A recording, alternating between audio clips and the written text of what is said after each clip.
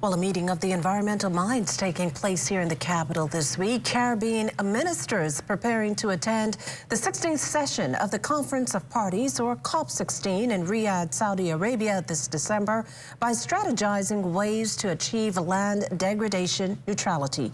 Desmond Saunders joins us live from the Bahama Resort with a preview of tonight's opening ceremony. Good evening, Desmond.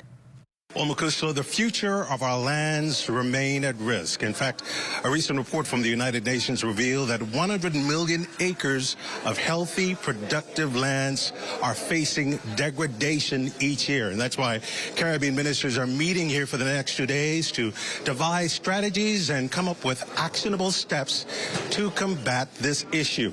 Now, joining me this evening on the broadcast, I have Mr. Calvin James, who is the Executive Director of the Partnership Initiative for Sustainable Land Management. Good evening, sir. How are you? I am great.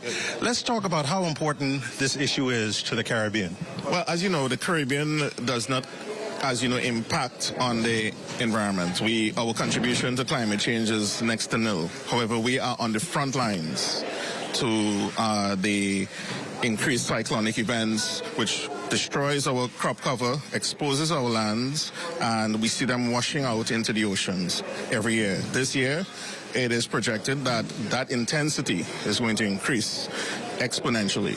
And so we feel the threat firsthand, and we are coming together here with the ministers to develop strategies and policies that will enable us to mitigate and adapt to these changes in our climate that impacts our lands and our productivity.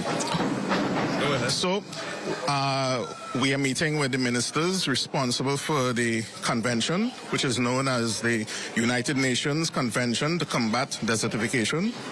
The outcome of this meeting will be presented at the ministerial pre-COP in September in Brazil.